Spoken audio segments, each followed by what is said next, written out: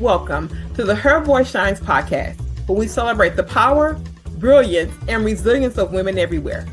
I'm your host, Shanasia Washington. Join us as we share inspiring stories and insights from extraordinary women who have found their voice and are making a difference.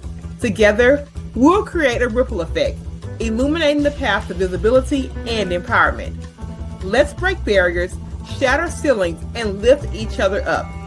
In each episode, we dive deep into the journeys of women who have turned their challenges into triumphs and their dreams into reality. Whether you're looking for motivation, guidance, or a community that understands your journey, you're in the right place. Stay tuned and remember, let your voice shine. Whoop. And just like that, I'm back like I never left. You guys know this is one of my favorite places to be. I'm your fabulous host, Shanasia Washington, streaming from the beautiful city of Houston, Texas. And I have a fabulous guest today. I already have some questions. I told her I got some very natural things I want to know about her. I want to know about the business. But, you know, we do it this way. We have her come to the stage, tell us her name, where she's streaming from, and we jump right into the story. Without any further waiting time, here's my very fabulous guest for today. Hi, Shanatra. Thank you for having me. It's an honor.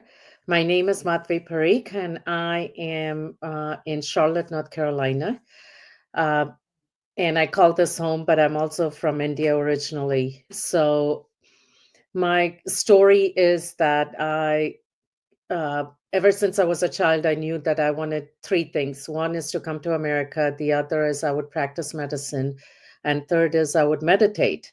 And all of that happened through marriage. And I am now a practicing physician assistant in the field of oncology.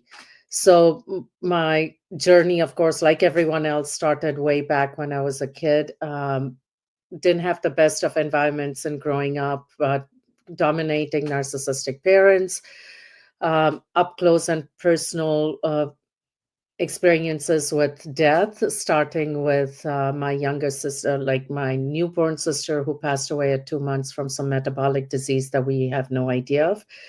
But the more vivid memory is that of my nanny who passed away from an asthma flare-up for which we could not get any appropriate medical attention.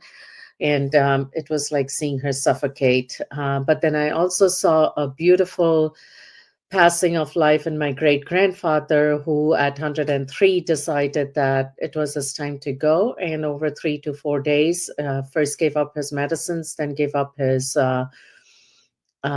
food intake, and then gave up drinking. And by day 3 or 4 he had passed. And then we celebrated his life through death rituals, but then ultimately with a celebration of life where you see the circle of life playing out with kids and community members and everyone being together. And then when I was about 18, my dad had a stroke, and my mom was his primary caregiver along with me and my sisters. But he was taken care of at home with a combination of conventional allopathic medicine along with cultural Ayurvedic medicines and whatever else India had to offer. And although he was bedridden for 2 full years, he never had a bed sore or never had any of those kind of implications from being bedridden for so long. And seeing the complete devotion with which he was taken care of also was quite eye-opening. And then I came to the United States and found the physician assistant, now physician associate profession. And I became one in 2001. And then in 2002, I found the practice of insight meditation. And since then, my journey has been a combination of helping my patients, but along the way also helping myself. What do my patients have to teach me? What is it that I can learn from them? What is it that I need to do to improve my health that I was carrying in my body from life's experiences? A lot of pain, depression, not being happy at all in whatever life had to offer. And then I also became a parent at a young age, and I wanted to make sure that I didn't lose my children the way I was lost to my parents. I wanted them to feel comfortable coming home, and I wanted them to continue to feel safe with their parents. So all of those kind of things led me to the changes that I needed to make within my life. And then through that, kind of help my patients, and then allow also the vulnerability to allow my patients to help me.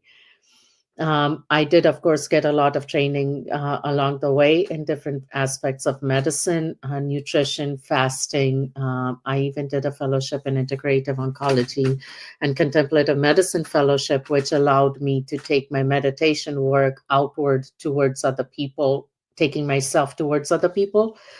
And so in 2023, when I got laid off as part of reduction program through the hospital system I was working for, I had no choice but to become an entrepreneur, because the jobs in integrative oncology are few and far in between.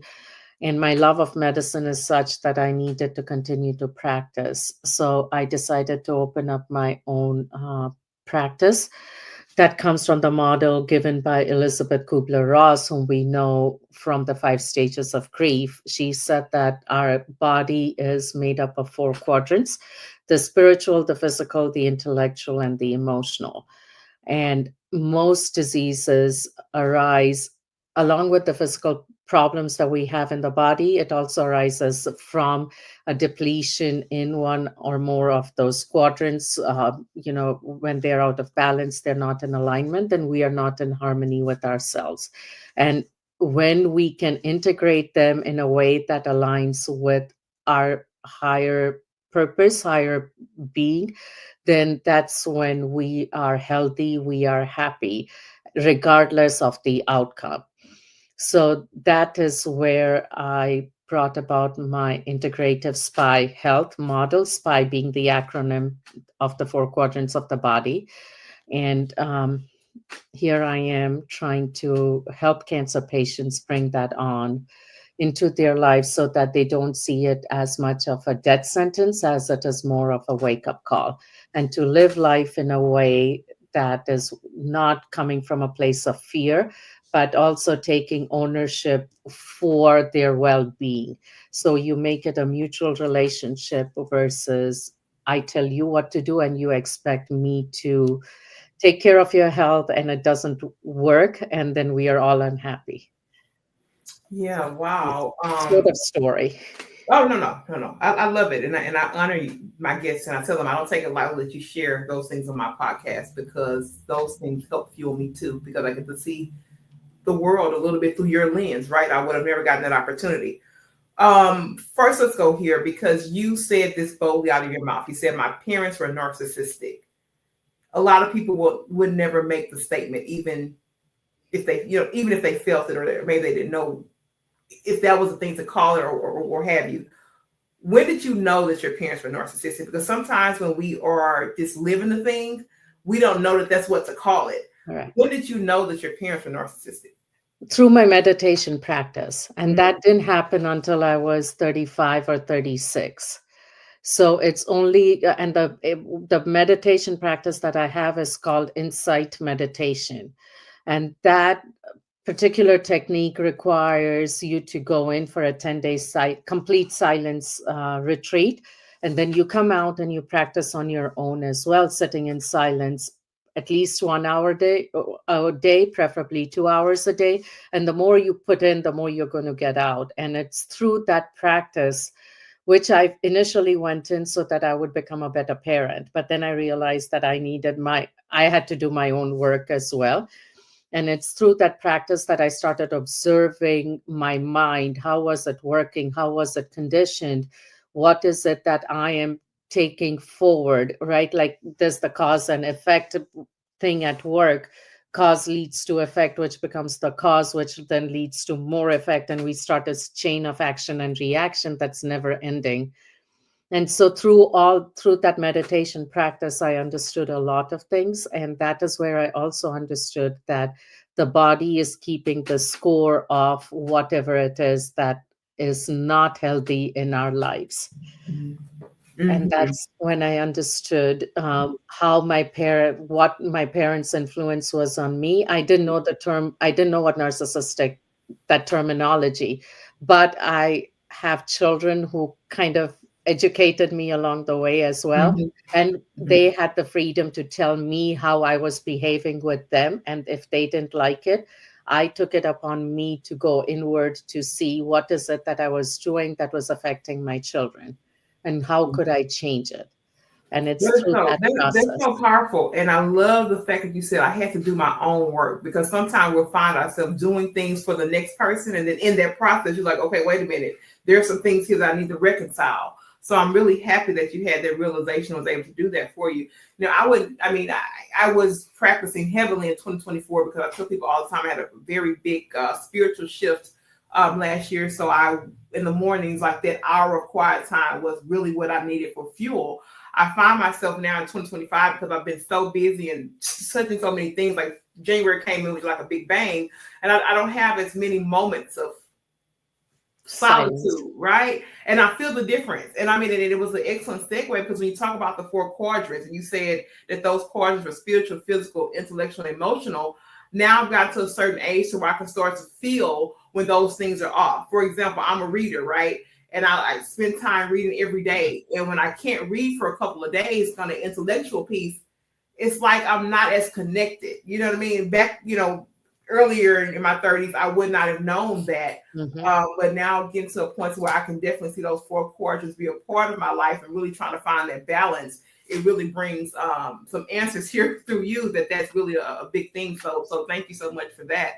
Now, I love this that you talked about caregiving, because in 2024, my life shifted with that as well. My grandfather had a stroke, and I was in a rehab facility for like a month, and then we did some outpatient stuff and all of that. But it really changed my life and my lens. I watched my grandparents care for their parents, which were my great grandparents. But when it becomes personal, it becomes an everyday walk, it changes the way that you look at everything. So when you talk about taking care of your dad for 2 years, and him being bedridden and no bed, so that is nothing small. So if people are watching this, I want kudos, because it's a lot of work.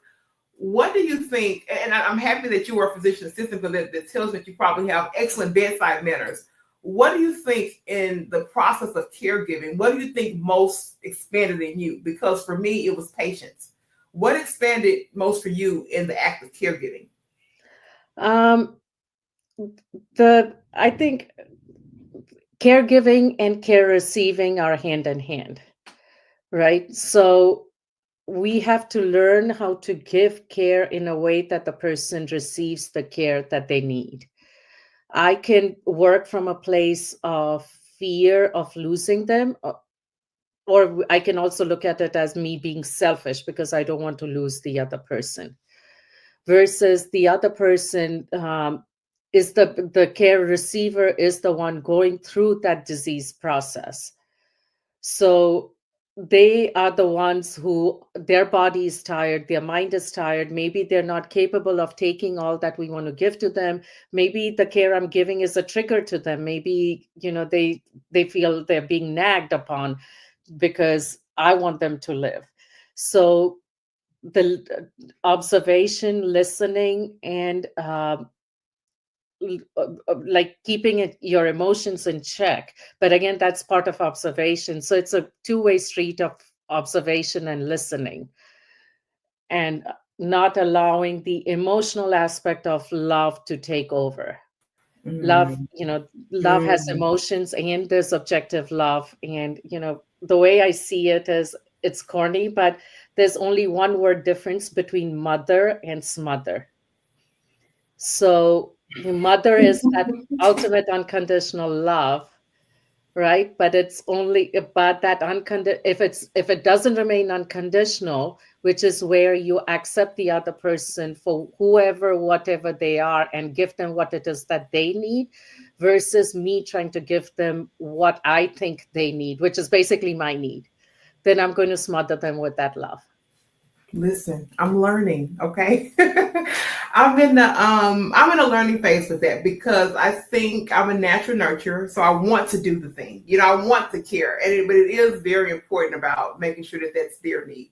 Even though you're thinking, oh, this is the best thing, I want to take care of it, I want to do it from A to Z, but also scaling back to make sure it doesn't cross the line to smother, right? But if you look inward, if I may, not you alone, when that happens, we become aware of it. Mm-hmm. And if we start looking inward, then it is on me. I want the control. I want this. I want that. It is all about my expectations versus what is it that the other person needs.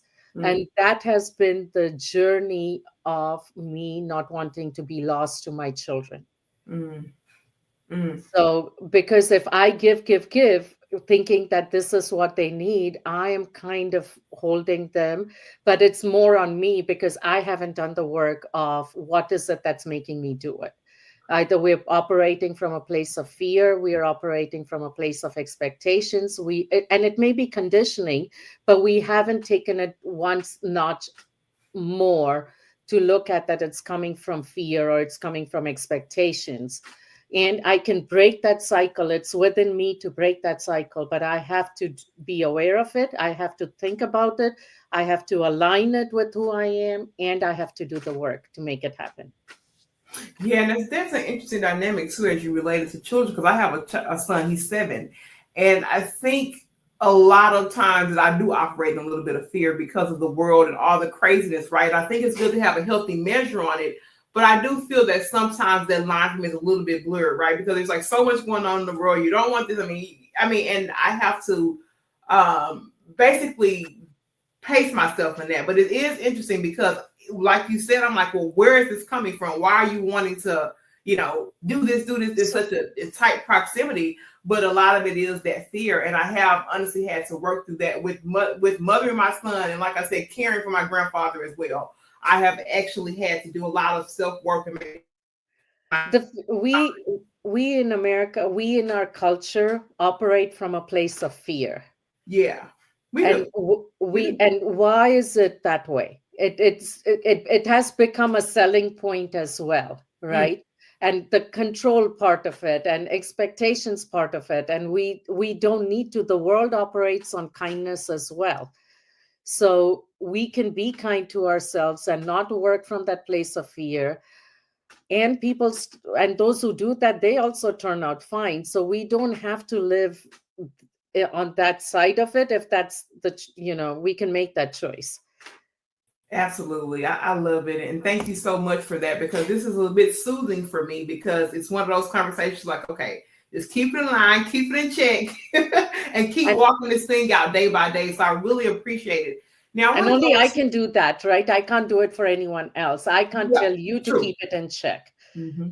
Right? Only I can keep myself in check. I can expect you to keep in check, but it may not happen. More likely than not, it's not going to happen. Yes. Now you did have to pivot and go into entrepreneurship. I had to pivot to back in 2021 to kind of get to this space. I want you to tell me, I went to your website. I know you offer a range of services, and I love the blend of services that you have. I love the consultation. I love how you have this design. I want you to tell people about your practice in general. Tell us about those services, and really how you nestled also too from being laid off to still kind of finding your way into something that you actually love. So I just love practicing medicine, and the way I developed my model, I've had some good mentor physicians as well who have helped me in this process. Excuse me. And what I've learned is that know your data or know your information, have your expertise, but then think outside the box so that you don't pin down the person in a mold, that if they're getting this treatment, then this is what's causing their side effects. And if this is what happens to them, then this is how they're going to end up being.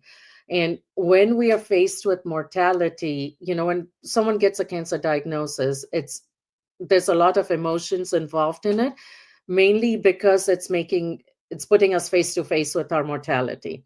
Right now, that mortality may be, I don't know, anywhere from less than 6 months to several decades out, but we don't know that when it's going to happen and to whom it's going to happen.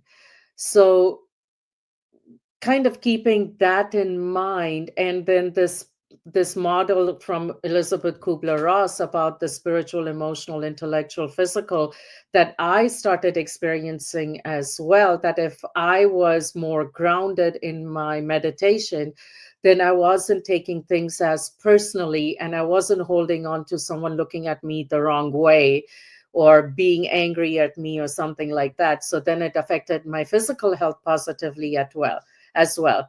So when someone comes in, say with a cancer diagnosis, for example, then understanding the behavior of the cancer through the science part of it, right? Like how pathology part of it, that it is an aggressive or not an aggressive cancer, this kind of cancer, this kind of treatments available, all of that. But then as I'm talking to the person, I also find out like where are they coming from, their education level, what are the tools that they have on hand, what are their resources, are they isolated, or are they a part of community, are they exercising or not exercising, what is their mindset that brings them in, all of those things. And through that we connect and say, okay, this is what you have, this is what you want to do, now let's see how we can make it happen. Or if they're going through chemotherapy, then or radiation therapy or any of the treatments, then we can go through the side effects and say, okay, maybe you can utilize this kind of a nutrition plan or a fasting method during this process, or maybe you shouldn't exercise as much and allow yourself to rest a little bit. Or if someone is very sedentary, then maybe you need to move around at your pace to kind of allow the medicines to work. So all of that happens though when we have more than 5 minutes with a person, right? Like you need a good 30-40 minutes, because the first 15 minutes, once I just briefly introduce myself to the patient, I say the floor is yours, tell me your story, what brings you to us, what is it that you want out of this visit.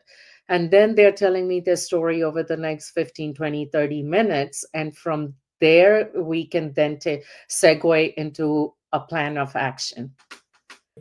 That's good, and understanding their background, their story, so that you can tailor what they need is so important. And Right. I'm loving that you're blending really kind of those meditation pieces. I think your strong background in caregiving, but I mean, to be honest, your life set you up for this, right? Right. We always look back and wonder like why all these little pieces, and we get to a place to where I have all this experience. You've seen your great grandfather live a long life and say like, this is it. You went through it with your dad, and you have all those little pieces that kind of put you perfectly nestled with where you are. And that's what I really love about I it. hope so.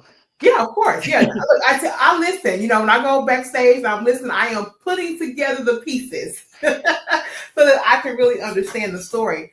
But I want to ask you this, because I think you've come to a place, through the meditation, through practicing oncology, through having these, consultation type services. I really think that you found your measure of success. Would you say that? Or what would you Oh, say that absolutely. success is to you? What would you say it is? Success, yes, all of us want money, right? Like, I want a good life. I want to be able to afford acupuncture or some physical therapy as I need it, or or maybe a trainer to keep me healthy. Those, or eat well. All of those things I need money. So that is one measure of success. If I find a good job, then I would, that would make me happy. And I do have a good job. But the other success is where I have finally found myself to be a happy person, a kinder person, a more forgiving person, because I am at a point where um, I have been grateful to my parents and to all the bullies in my life for allowing me to work through that, work on my fear and get past that, so that hopefully now no one can ever bully me.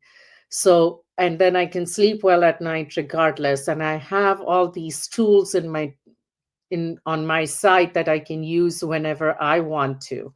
So to me, yes, I am successful. And I'm surrounded by more good people than I'm not. I love that. And that has kind of been one of my prayers for this year that I get the people, get the right people. I'm building the right community and getting more people around me that, are kind of for me and in this movement of life that I'm on. And I think that I'm finally unlocking that. So I'm very, very grateful for that. We did not actually get in your contact information. So I want to make sure that you drop your contact information, whether it's your website, social media, whatever you want to provide for our listeners to have to contact you. You can please drop that now. I prefer to be contacted either by email, which is ispie, at ispiehealth.com, or by phone, like call or text me at 980-224-0094. And I will get back to you. I do have a web page. I do have Facebook. I'm on LinkedIn. I'm on all of that, but I prefer that personal connection. And I offer a free 15-minute kind of introductory call to explain how is it that I work and get a little bit of the story from the other side and see whether we are a fit, which I usually think that everyone can benefit from this, but at the same time, it has to be, the other person has to be open to it, and they should have the resources to utilize it. And so that free 15-minute phone call is for that. Okay, perfect. And I was just thinking about this because there are people that's going to watch this podcast, and we're all, they're connected to cancer, whether we, experienced ourselves or known somebody. All of us have known somebody. It's just that widespread now. I just want you to give a message to someone who may have received the diagnosis, because we talked about that, and I'm thinking, and you already said what it is. It's just getting us closer to that mortality gate or potential. We don't know what it is, but it gets us close in line to where our mortality could be. I want you to give them a brief message here, because sometimes people hear that and automatically think it's the end. And so to me, it is a wake-up call. Cancer can be a wake-up call, and we have really good modalities now to make it more of a chronic disease than we ever had. So think of it more as a wake-up call to take stock of your life and to make the changes, to kind of let go of what brought you to this point and to make changes that will help you heal and become a bigger, better person and a healthier person going forth. It doesn't have to be a death sentence. Yes, I want to thank you so much. This is a part of our show where we cue to you for final thoughts. We want you to give us any great parting words, something that captures the essence of you, or just some great parting words to leave in this space, because we had such a great time and received so much great information. I want to give you the opportunity to do that. Be good, do good, be kind, be happy. Okay, look. Very short and sweet. Well, look, I'm gonna go with it, because be kind, y'all. That's seriously, because there's so much going on in this world, and there's so many competing priorities. We all out here just trying to make it and do. Just please be kind. And I mean, I can definitely leave and stand on that, and that's what I'm aiming to do, not only through the podcast, but just the works of my life, to really spread some kindness and love in this world. I have to tell you, I want to thank you for coming on the show. You didn't have to do it, but you did. And you took a chance to be here, and I don't take it lightly. To everybody that's in the Her Voice Shines podcast lane, I love you, and I'll be back really in no time with another amazing woman on the Her Voice Shines podcast. But until then, I love you, and there's nothing you can do about it. Thank you, Shanatra. It's been an honor.